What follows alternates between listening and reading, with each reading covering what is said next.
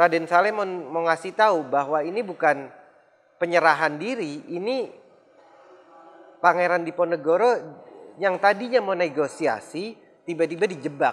Karena itu kondisinya setelah Ramadan masih kondisi orang mau negosiasi, tiba-tiba di kondisi dijebak seperti itu. Jadi emang sebuah, menurut gue pribadi, karya yang kuat adalah karya yang punya impact secara nyata terhadap kemanusiaan.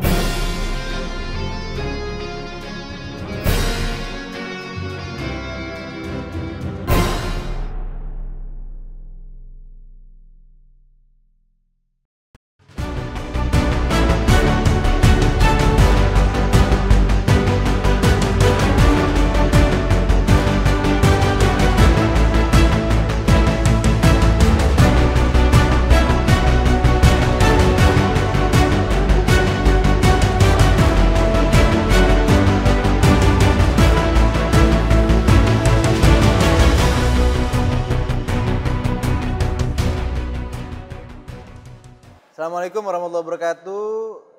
Selamat datang di TV Perwira Bangsa. Kita sekarang lagi ada di Art Hotel Mangkuluhur di daerah Jakarta Selatan. Di pamerannya Bill Muhdor. Apa kabar Bill? Sehat? Apa kabar? Baik, alhamdulillah. Bill, gimana? Ini keren banget lukisan-lukisan lu. Top. Nah sebelum gue mau bahas ke pameran ini, gue pengen tahu gimana lo sebagai pelukis? Awalnya tuh lo bisa ke dunia lukis nih kayak gimana sih? Wah, panjang sih sebenarnya kalau mau ngomongin Ya, gimana awalnya mau mulai jadi pelukis. Sebenarnya udah mungkin environment ya.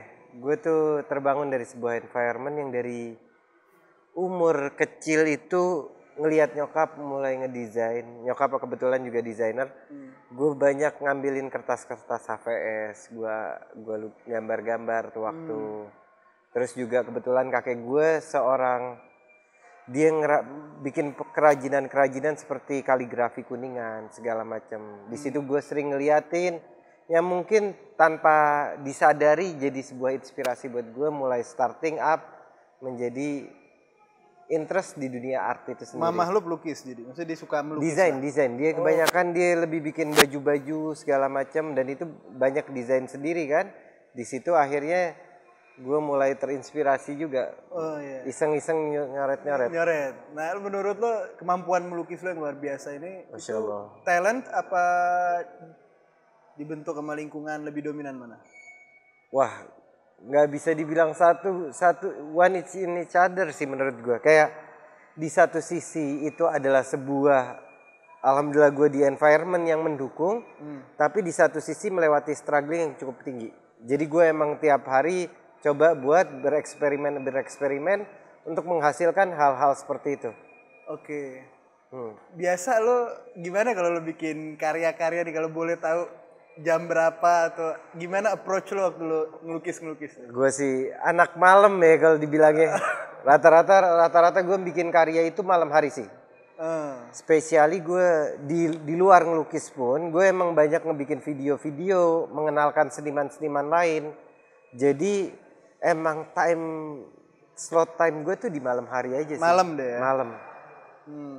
Siap. Tidur oke, berarti aman. Tidur ya kalau lagi ngelukis bisa pagi baru kejadian. Oke, lo waktu ngelukis ada dopamin, ada endorfin, ada semangat sih pasti. Yang pasti jadi natural dopamine for me gitu. Pastinya lah. Keren. Nah, sekarang kita ke pameran ini. Ini pameran lokasi judul Silence of the Renaissance. Gue mau emphasize Renaissance. Renaissance ini kan abad 13, abad ke-14 Eropa, di mana gerakan seni mulai naik. Nah, saat itu kan identik lukisan-lukisan itu, Renaissance itu melukis dengan pakem-pakem yang clear. Jadi nggak random ngelukis. Seperti lo lebih tahu lah. Seni postmodern ini sekarang kan ya semau mereka ngelukis laku kontemporer. Nah, kenapa lo ngangkat ini Silence of the Renaissance? Sebenarnya itu jadi salah satu pertanyaan. Bukan jadi salah satu pertanyaan, ini lebih kayak itu adalah satu pertanyaan yang membuat gue melukis karya-karya ini. Sebenarnya pameran ini tuh intinya kalau dibuka itu sebuah pertanyaan. Pertanyaan masalah pakem-pakem yang ada di zaman Renaissance dulu di-compare sama kebebasan di kontemporer saat ini. Oke. Jadi gue ngelihat jadi pertanyaan pribadi sih menurut gue. Gue ngelihat karya-karya Renaissance yang bisa sustainable atau bisa long last sampai bisa disebut abadi ya. Maksudnya dalam jangka yang sangat panjang. Kita masih bisa ngelihat karya-karya yang luar biasa dari Mona Lisa, dari banyak lah, kita nggak usah sebutin satu-satu. Yang gue rasa ada perbedaan secara teknikal atau secara sistematis terhadap kontemporer saat ini. Di zaman dulu tuh gue ngelihatnya mereka tuh udah bener-bener bakti. Kayak sama kesenian tuh mereka tuh berbakti banget. Devoted gitu ya? Iya, devoted, bener-bener kayak hampir mereka emang hidup mereka di situ dan mereka mempunyai pakem-pakem, bahkan bisa disebut secara keseniman pun ada hierarki yang gue rasa sekarang lebih loose di zaman kontemporer sekarang. Iya, iya. Nah, gue mau mempertanyakan. Jadi kalau lo nanyain ke gue barusan, sebenarnya itu that's the question of my pameran exhibition sendiri. Jadi lo somehow pengen mengembalikan ke saat itu di mana lo ngelukis itu ada clear objektif. Kurang lebih seperti itu ya? Iya, gue mau menanyakan kembali. Sebenarnya ini ke depannya, apakah, karena kan kalau kita ngelihat circle historical ya, kan terkadang ada perubahan, ada balik, tren itu kadang suka balik. Suka balik lagi ya? Iya.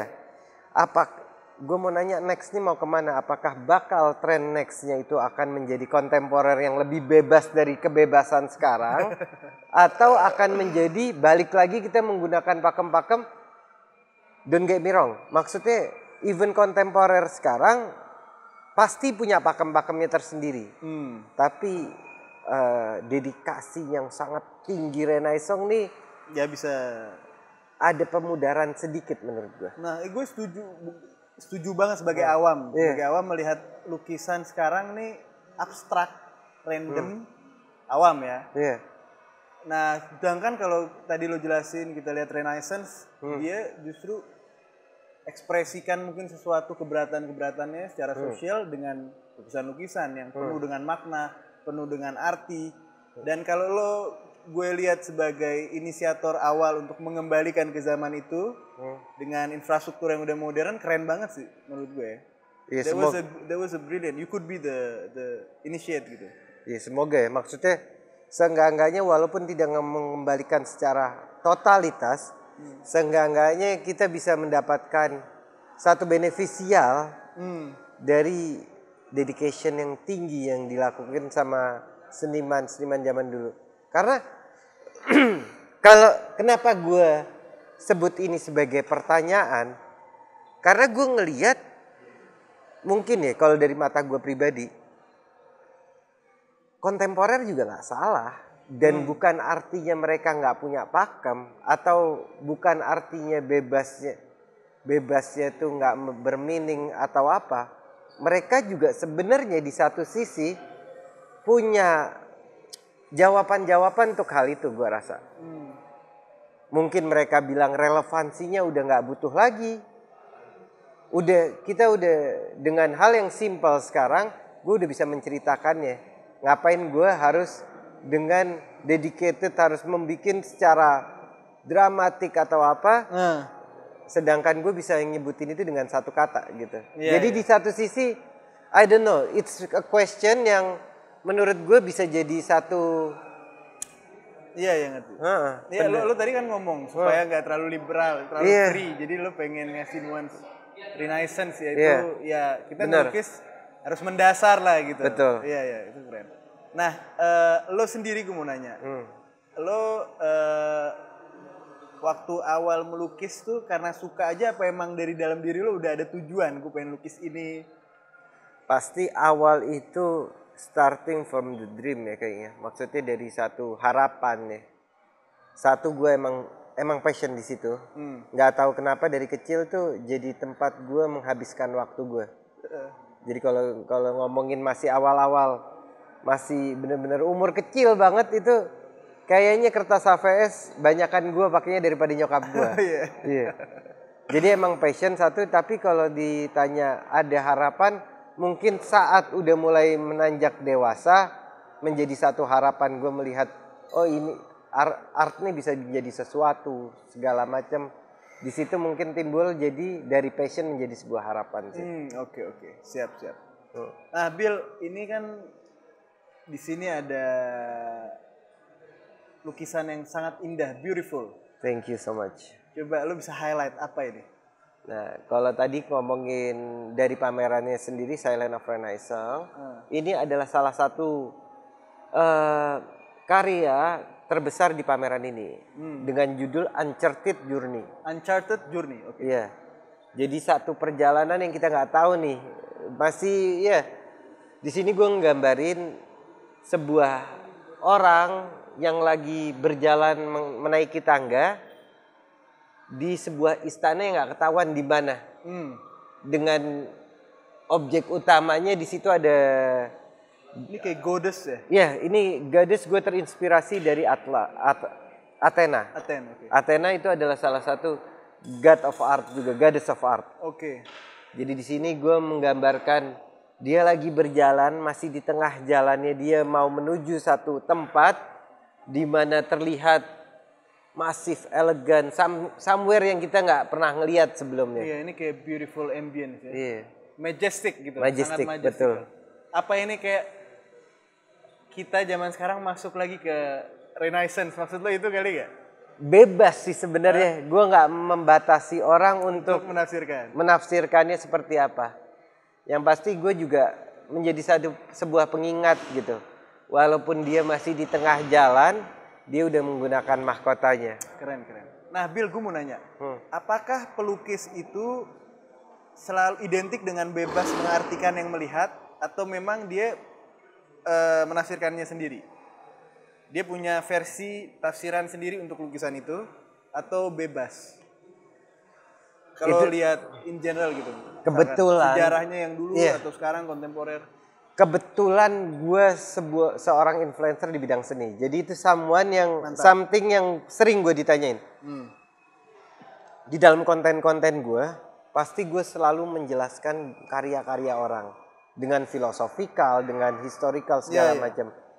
Tapi kalau ditanya sebenarnya purpose dari art itu untuk lo mendeskripsikannya sendiri sebenarnya. Si pelukis? Orang yang melihat. Oh, oke. Orang yang melihat. Tapi terkadang untuk sampai lo bisa merasakan hal itu butuh sensitivitas yang tinggi.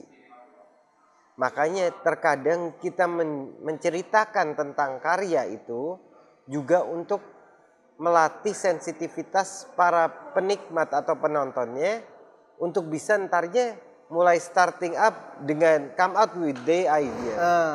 Okay. Nah, apakah ketika gue melihat lukisan, gue kenal dengan pelukisnya, itu ada bias interpretation? Menurut lo? Pasti, dan maksudnya orang dengan lukisan ini dua hal yang berbeda apa? Pasti dan nggak kebanyakan lukisan itu pasti sang seniman saat bikinnya dia mau menceritakan sesuatu.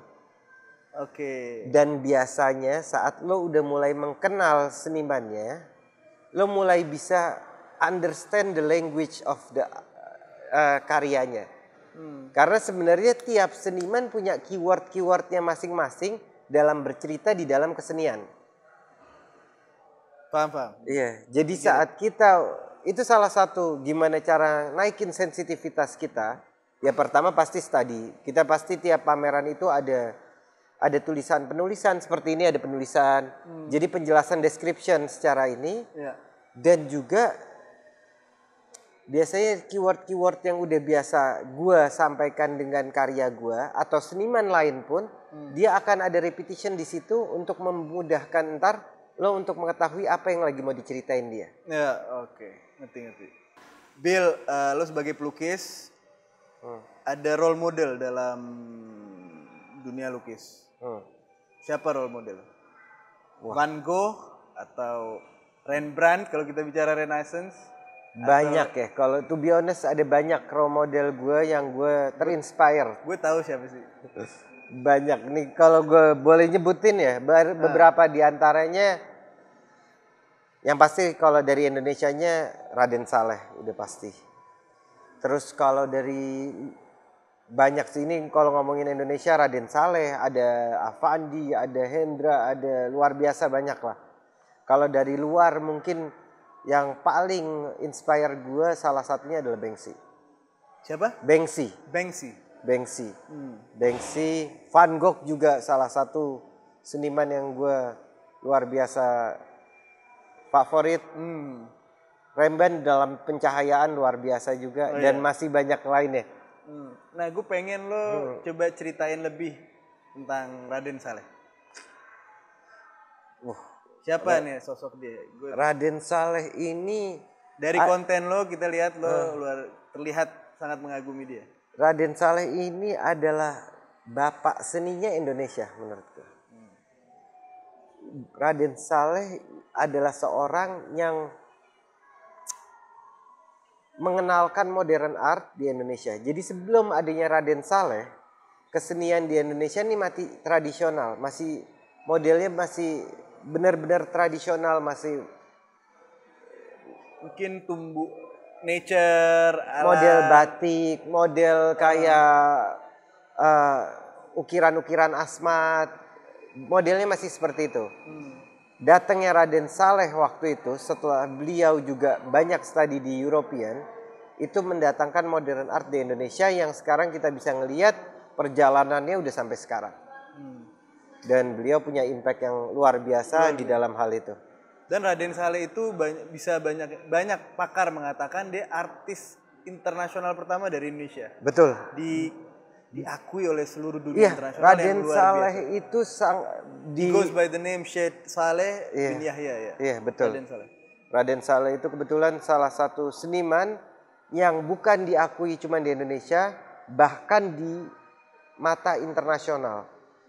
Bisa dilihat kalau dari zaman dulunya kita ngelihat Raden Saleh, beliau itu udah banyak digunakan karyanya, diminta untuk melukis para kerajaan-kerajaan atau para bangsawan di zaman itu. Di Eropa, dari Belanda, dari banyak negara-negara Eropa, bahkan sampai beliau menjadi banyak tamu kehormatan di daerah-daerah itu. Iya, top ya. Luar biasa. Istimewa. Karya favorit Raden Saleh yang lo paling suka dari lukisannya Raden Saleh? Mungkin karya paling impactful ya. Kalau menurut gue. Yang dari Raden Saleh. Berkesan. Yang pasti itu karya penangkapan Pangeran Diponegoro. Itu salah satu karya yang sangat luar biasa. Satu karya yang bisa disebut lukisan menggambarkan sejarah pertama kali di Asia Tenggara. Jadi emang itu pertama kalinya ada, karena itu kan mengcapture kejadian bersejarah yaitu penangkapan Diponegoro. Dan menurut gue itu karya sangat impactful banget. Karena ini bukan sembarang lukisan, tapi ini adalah sebuah lukisan yang ngangkat martabat bangsa. Punya impact jadi. Ya, sekarang udah jadi national treasure ya kalau betul. Jadi udah benar-benar berharga sekali. Iya. Lo bayangin ya. Ini kan sebenarnya lukisan ini tuh lukisan balasan dari lukisan yang udah pernah digambarkan sama Belanda. Jadi pelukis Belanda pernah menggambarkan tentang penangkapan Diponegoro, tapi dia dengan judul yang berbeda, yaitu penyerahan diri Pangeran Diponegoro. Jadi di situ dari judulnya aja konteksnya udah kelihatan kan, bahwa Pangeran Diponegoro menyerah. Ya? Menyerah. Kalau di Raden Saleh nyebutnya penangkapan Diponegoro. Apa yang membedakan lukisan Belanda dan balasan lukisan Raden Saleh? Itu jelas di situ nasionalisme ya. Gue ngelihatnya Raden Saleh terlihat jelas dari bagaimana beliau menggambarkan. Gue pernah ngejelasin ini di konten gue secara mendetail. Tapi secara singkatnya, lo bisa ngelihat dari postur di situ Pangeran Diponegoro ditunjukkan dengan gagah, dengan dada yang membusung ke depan. Sedangkan kalau lo ngelihat yang di Belanda yang awal dibikin, itu Pangeran Diponegoro ditunjukin tangannya lagi turun ke bawah. Terlihat sedih, kayak benar-benar menyerah. Lesu, oke, ya. Kalau di tempatnya Raden Saleh benar-benar kewibawaan. Pangeran Diponegoro ditunjukin. Ya. Lo bayangin, ini kan kalau kita ngomongin Pangeran Diponegoro, dia tuh punya impact yang besar banget. Spesiali di Perang Jawa yang terjadi itu kan, Pangeran Diponegoro Perang Jawa bisa ngabisin luar biasa budget dari Belanda. Ratusan juta Holden saat itu. Berarti berapa kali APBN? Belanda gila-gilaan ya. Dan Diponegoro luar biasa. Dan emang waktu itu perangnya benar-benar salah satu perang yang sangat powerful lah. Betul ya. Ya itu paling monumental lah di Indonesia itu kan. Dan lo bayangin kalau Raden Saleh nggak melukiskan, di capture sama Raden Saleh dengan baik seperti itu, kondisinya image kita itu di perang itu sedang dalam kondisi yang menyerah begitu aja. Iya. Keren. Terus kalau kita ngelihat lebih detail, sedikit detail aja. Gimana di situ digambarin tentara kita lagi dalam kondisi yang nggak membawa senjata. Kalau di Belanda dia tuh gambarin lagi membawa senjata. Itu kan menunjukkan bahwasanya Raden Saleh mau ngasih tahu bahwa ini bukan penyerahan diri, ini Pangeran Diponegoro yang tadinya mau negosiasi tiba-tiba dijebak. Karena itu kondisinya setelah Ramadan masih kondisi orang mau negosiasi, tiba-tiba di kondisi dijebak seperti itu. Jadi emang menurut gue pribadi, karya yang kuat adalah karya yang punya impact secara nyata terhadap kemanusiaan. Betul. Itu luar biasa dahsyatnya itu lukisan. Betul juga bagaimana mengangkat martabat bangsa bahwa sampai Diponegoro akhir dia tidak menyerah. Iya, itu benar-benar bahkan lo bisa ngelihat tuh Jenderal de Kock dilukisin sama Belanda sama Indonesia sama Raden Saleh beda banget. Di sana jenderal lagi begini gambarnya di Belanda. Yang Raden Saleh lukisin lagi begini. Kayak nggak enak diri dia melakukan sesuatu yang salah. Betul, karena dia bohongin Pangeran Diponegoro. Dianggap untuk ceasefire gencatan senjata tapi bahkan kalau nih Raden Saleh itu seorang seniman yang jenis karyanya itu romantisme. Jadi banyak simbolik yang lo harus ngelihat dengan sensitif. Itu kalau lo perhatiin di lukisan Raden Saleh, dia menaruh pijakan kaki Pangeran Diponegoro dengan jenderal itu sejajar dengan Belanda. Sedangkan di Belanda itu ditaruhnya Pangeran Diponegoronya di bawah, Belandanya di atas. Wah itu mahal banget berarti. Iya, itu di mana lukisan Raden Saleh sekarang? Yang asli ada di Istana Negara. Di Istana Negara ya? Iya. Jadi emang benar-benar jadi satu impact yang besar sih kalau menurut gue. Bill, apa hubungan antara seni dengan humanity, kemanusiaan? Lo melihat apakah seni bisa memberikan sesuatu kepada kemanusiaan? Sangat sih. Itu kayaknya malah jadi salah satu inti dari kesenian sendiri. Karena kalau kita ngobrolin dari tadi masalah sensitivitas, lo punya seorang seniman yang baik, dia itu bisa jadi sensitif karena memiliki empati. Dan empati itu hubungannya dengan kemanusiaan sendiri. Kalau lo tadi nanya gue salah satu seniman favorit gue, ya gue sebut salah satunya Banksy. Kenapa Banksy dengan lukisan yang kalau lo lihat simple, gambarnya kadang hitam putih dua warna. Tapi bisa segitu bombastis ya, karena dia memiliki empati. Dia bisa menggerakkan jiwa orang yang ngelihatnya menjadi peduli. Oke, jadi mengintrik empati pada yang melihat. Iya, dan juga kalau mau ngomongin kemanusiaan secara mendasar ya, dengan adanya karya-karya seni ini, lo bisa memberikan nasihat atau memberikan satu kata-kata yang kadang lo nggak bisa sebutin dengan omongan. Betul. Kadang orang bisa terasa tersinggung, bisa terasa apa kalau lo sebutin secara langsung, tapi dengan lukisan karena dia soft, jadi dia bisa masuk ke hati manusia tanpa menyakitinya. Tanpa menyakiti dan dalam ya. Kalau tadi kita ngomongin kayak Raden Saleh lah, contoh. Iya. Itu lukisan Pangeran Diponegoro yang tadi itu bisa disimpan di Belanda cukup lama. Lo bayangin. Kondisi penangkapan Diponegoro itu baru dibalikan ke Indonesia dari Belanda loh. Yeah. Jadi Raden Saleh menceritakan tentang gimana wibawanya Pangeran Diponegoro dan dia bisa taruh di yang posisinya waktu itu adalah rumah musuh. Keren.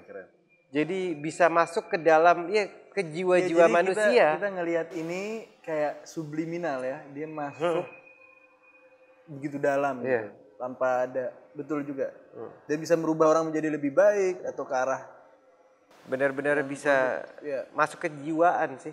Nah, gue lihat lo di konten lo bikin lukisan tentang seorang anak Palestina, kalau tidak salah ya. Iya. Kalau nggak salah seorang anak Palestina yang melawan tank Israel itu juga. Itu jadi salah satu karya gue atas kegundahan gue sih sebenarnya. Itu gue gambarin tentang seorang anak Palestina yang melawan tanknya Israel karena gue melihat kegundahan terhadap gimana humanity lagi tadi.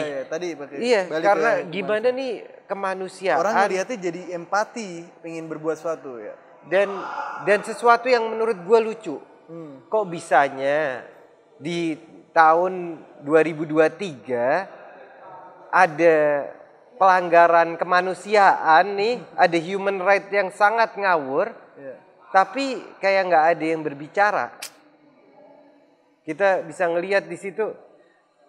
Gue sempat bikin konten terhadap itu ya.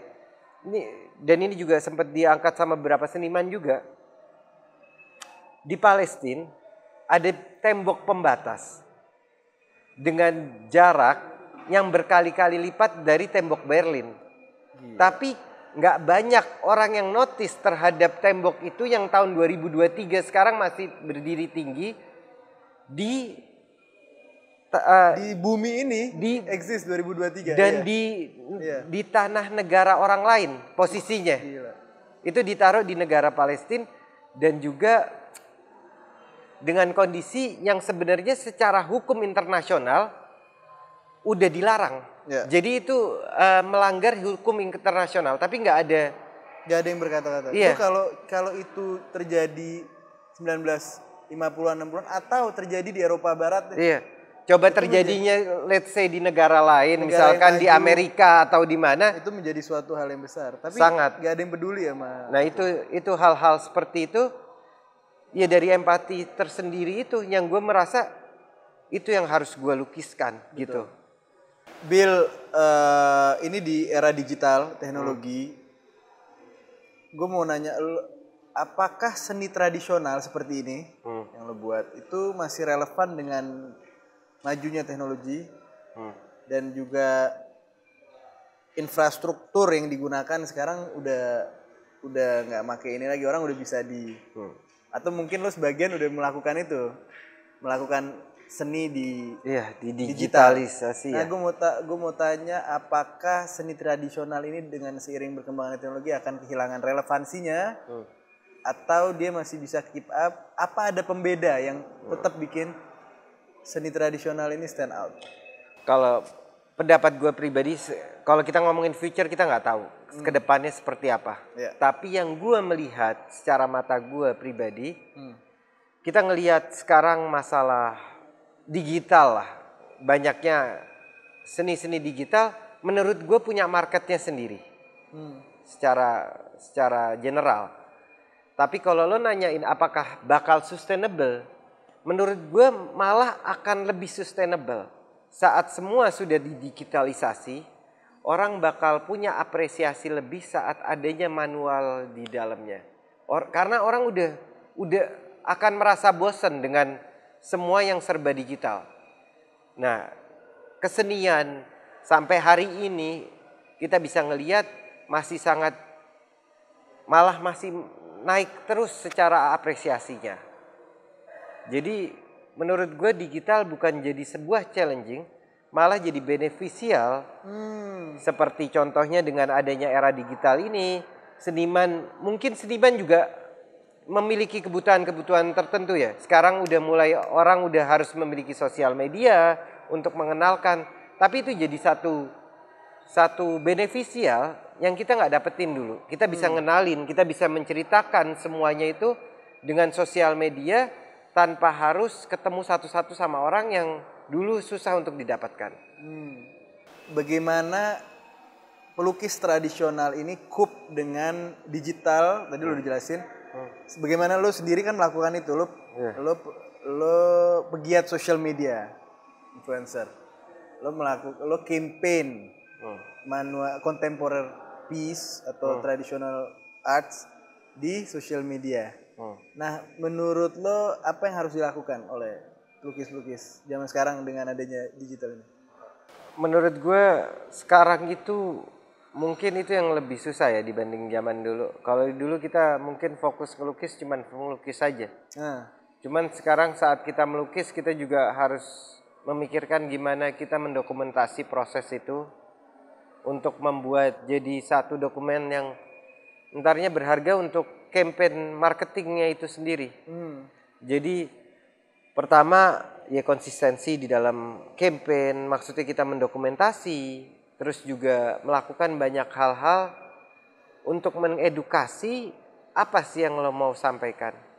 Kalau dari gue pribadi sih, gue banyak mengenalkan, dan bukan cuman gue pribadi, tapi gue juga mengenalkan karya-karya teman-teman pelaku seni yang selama ini ada di sini dengan harapan biar kesenian di Indonesia ini bisa lebih maju. Dan gue yakin dengan kita punya environment yang kuat dan kita melakukan campaign digital maupun offline, ini nggak ngomong cuma digital ya sebenarnya, itu bisa menghasilkan sebuah, karena kita kalau ngomongin agak ditarik dikit, Indonesia itu punya kesenian yang sangat luar biasa.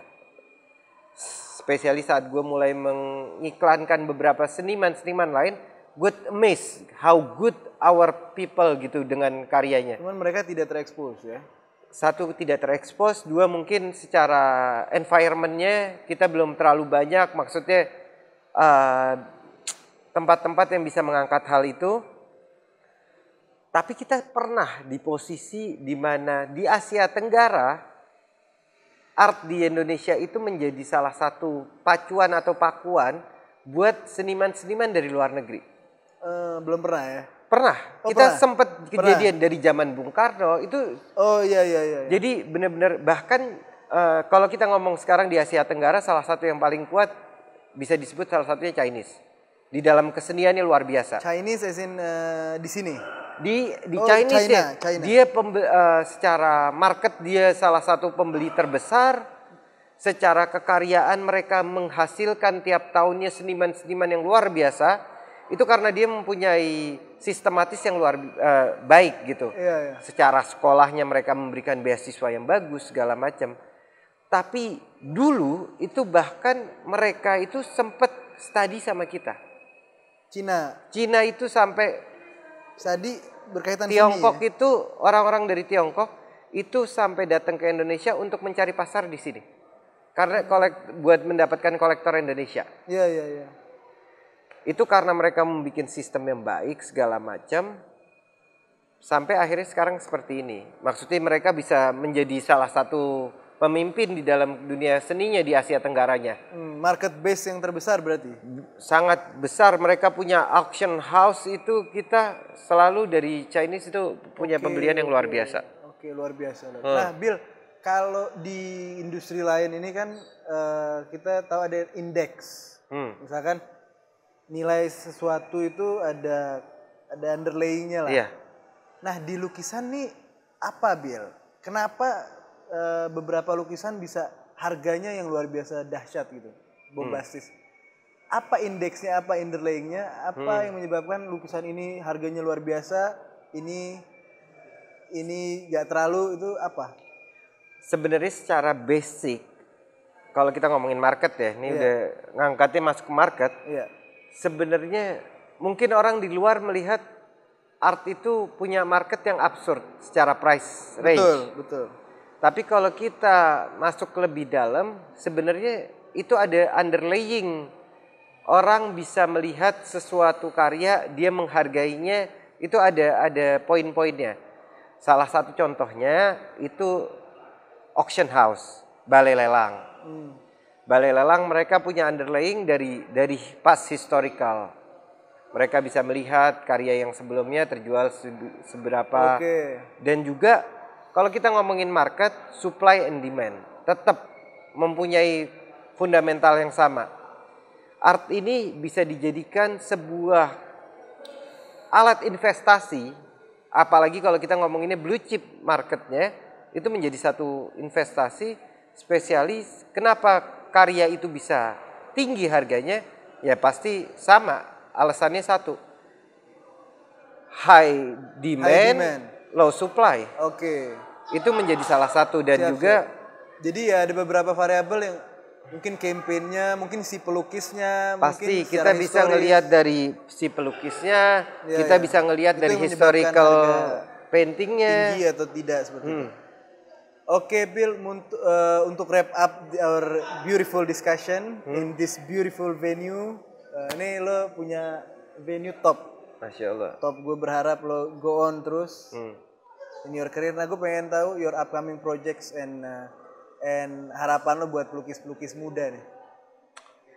Kalau harapan gue buat kesenian di Indonesia, gue punya harapan kita kayak yang tadi gue ngomong, bahwasanya kita pernah menjadi satu macan di Asia. Dan gue harap kedepannya kita bisa melakukan hal yang sama. Kita bisa jadi satu, punya adik kuasa di dalam kesenian. Karena seni ini sesuatu yang sangat powerful. Bahkan seni dan budaya ini bisa jadi salah satu alat delegasi yang sangat kuat buat negeri kita ke mancanegara. Jadi gue harap ini udah jadi contoh, kita punya dasar yang kuat, kita punya budaya yang kaya dan tua, itu bisa jadi bahan modal utama buat kita majuin kesenian kita. Jadi gue harap buat generasi kedepannya, kita bareng-bareng terus-terusan kita ledakin seni di Indonesia. Bill, thank you, terima kasih banyak. Thank you so much. Kita ketemu lagi di karya lo selanjutnya insya Allah. Thank you for your time. Thank you so much. Nice place. Keren. See you soon. Kami dari TV Perwira Bangsa, sekian dari kami. Sampai bertemu di konten selanjutnya. Assalamualaikum warahmatullahi wabarakatuh.